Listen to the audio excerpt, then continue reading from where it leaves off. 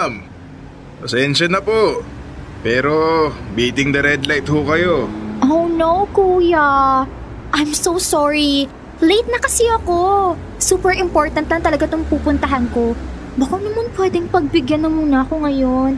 Please. Ay, naku ma'am. Delikado po yung ginawa nyo.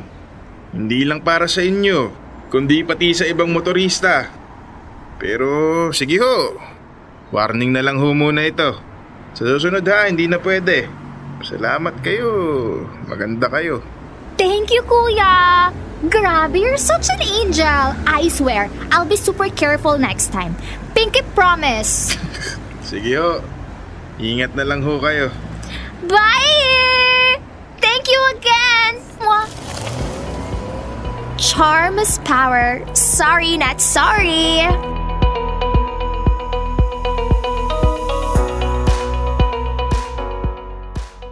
Dear Love, ako si Steph, short for Stephanie Loris. At kung gaano kaganda ang pangalan ko, ganon din kaganda ang mukha ko.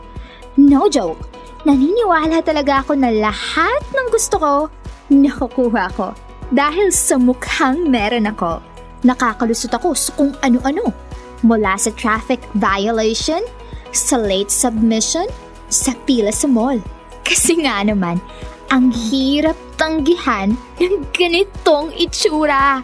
Kung hindi lang talaga ako humble, baka artista na ako ngayon. Hindi sa pagmamayabang ha, pero tuwing lumalabas ako, literal na nababali ang liig ng mga lalaki. Walang mintis. Hindi nila ako natitiis. Pero kay Jay, sa kanya ako nasubok. Doon ko unang natanong, sapat ba ang ganda ko?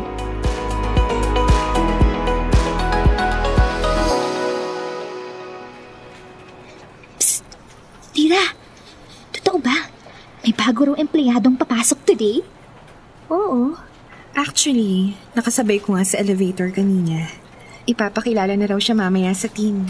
Talaga? Pogi ba? Yan agad ang tanong mo, ha?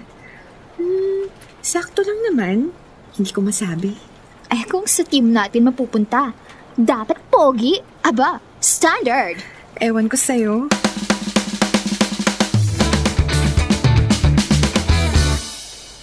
Excuse me guys, I want you to meet Jay. He'll be part of our team starting today. Hi, nice to meet you all. Jay, ang workstation mo ay sa tabi ni Lyra. And Lyra, please assist Jay para makapag-adjust siya sa workflow natin. Copy, sir. Alright Jay, punta muna tayo sa office ko. May ilang bagay pa tayong kailangang i-discuss. Lyra!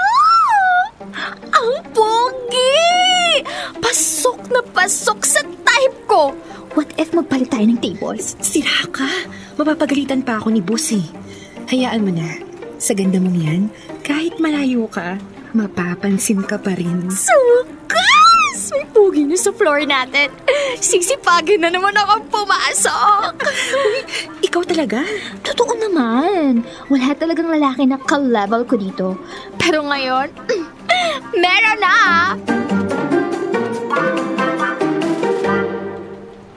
Psst! Lyra! Oh, ano? Kain tayo sa labas after work. Saan naman? Gusto mo mag-ramen? Sure. Baka pwede mong yayain si Jay. Isama na rin natin. Ayun. Akala ko pa naman gusto mo lang makipag-bonding sa akin. Kasama na yun.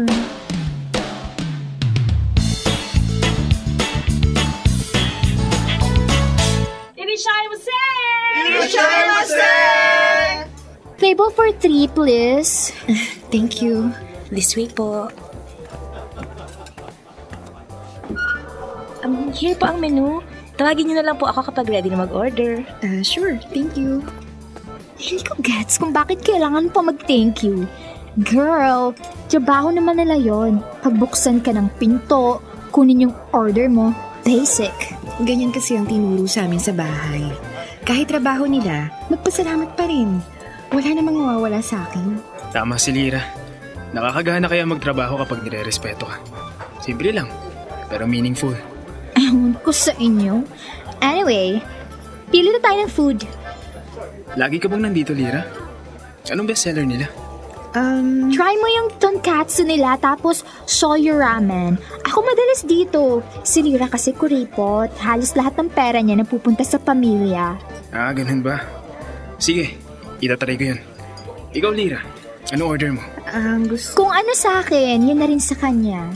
Hindi naman mahilig sa ramen yan. Paras lang kasi usually nakasanayan ng dila niya. So Jay, bakit ka nga pala lumipat ng company? Toxic na kasi sa dati kong work. Puro intriga, chismis, gulo.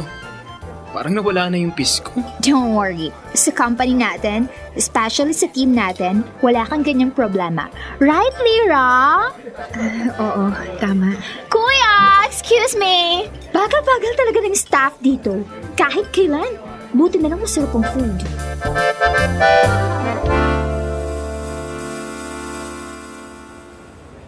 So, Jay, anong masasabi mo? Masarap, di ba? Oo, masarap nga. Solid yung tonkatsu. May kamahalan nga lang. Lira, sobrang kuripot mo lang talaga. Kain lang, issue na agad. Sige, dito na ako. Kita-kits bukas sa office. Saan daan mo, Lira? Paayala ako. Maglalakad na lang ako. Ikaw, Steph. May dala akong car. Gusto niyo bang sumabay? Naku, hindi na. Nakakahiya naman. Sasabay na lang ako kay Lira. Okay. See you tomorrow. Bye. Ingat ka.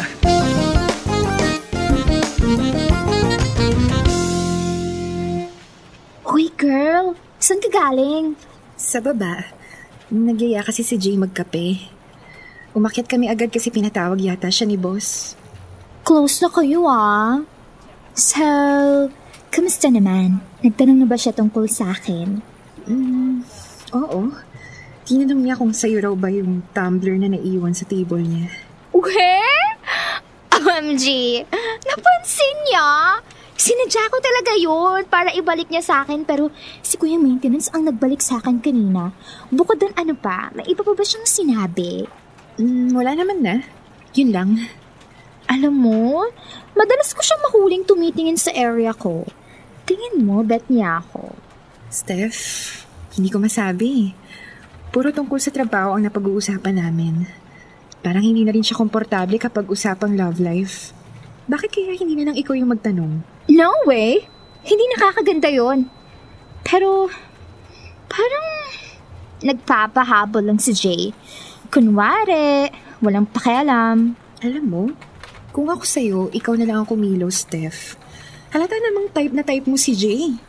Halos araw-araw siya ang topic mo. Yan nga ang nakakainis, Lira. Usually, kapag may lalaking nakapaligid sa akin, ina-add agad ako sa Facebook. Magpaparandam agad. Pero si Jay, mailap. Pag nagkakasalubong kami, parang hindi ako nakikita. Nacha-challenge ako. Pero, wait, hindi kaya bading siya? Ay, grabe ka, Steph. Baka naman talagang mysterious lang siya.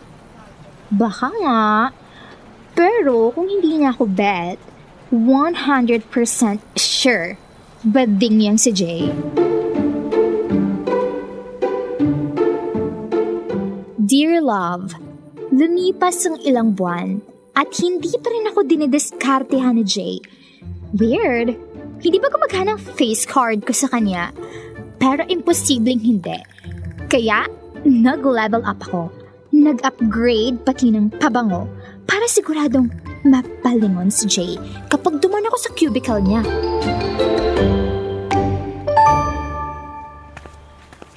Good morning, Lira.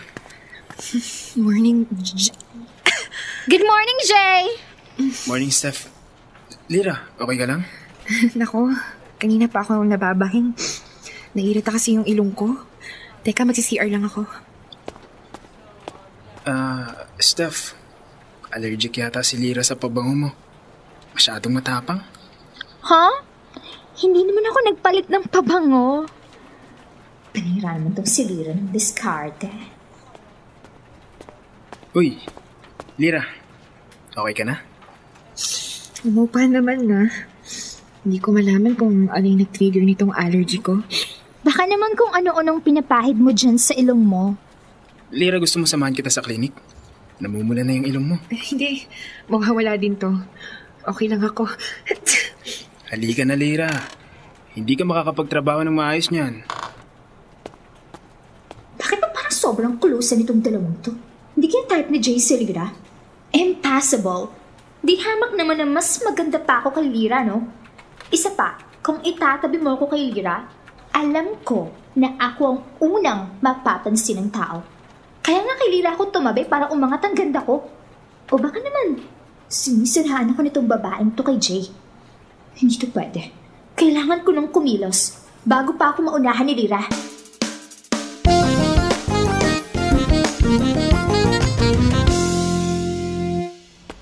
Hi, Jay. Mag-isa ka lang? Uy, Steph. Anong ginagawa mo dito sa smoking area? Hindi ka naman nagyoyosi, di ba? Hindi nga. Pero hindi naman yun ang sadya ko dito. Ano? Jay, may gusto sana akong itanong.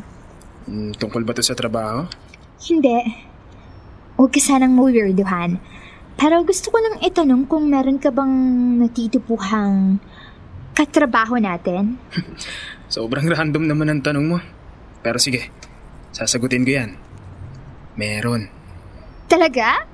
Sige. Huhulaan ko. Subukan mong i-describe sa akin. Mabait siya. Masasabi kong pinalaki siya ng tama ng mga magulang niya.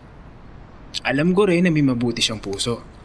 At habang tumatagal ako sa kumpanyang ito, mas lalo kong nakikita yung mga magagandang katangian niya. Ano ba namang description yan, Jay? Paano ko naman mahuhulaan yan? Sa pisikal. Simple lang siya. Pero alam kong confident siya sa itsura niya.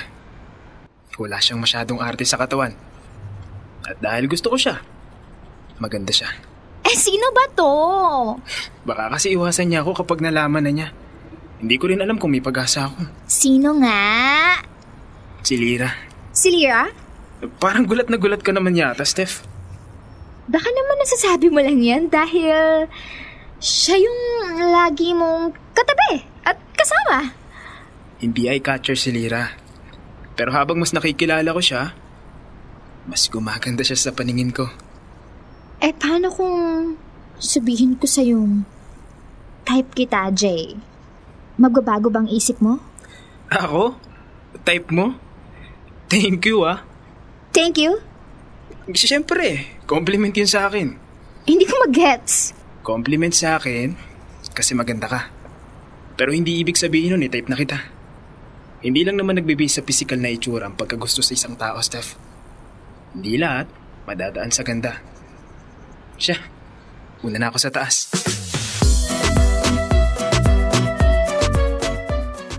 Dear love, hindi ko matanggap na sa unang pagkakataon ay hindi gumana ang ganda ko.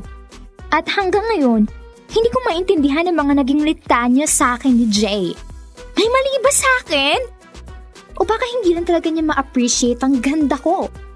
Anyway, wala na akong balak sayangin ang beauty ko sa kanya. Hindi ko na rin masyadong kinakausap si Lyra dahil naisip ko na hindi ako dapat tumabi sa mga hindi ko ka-level.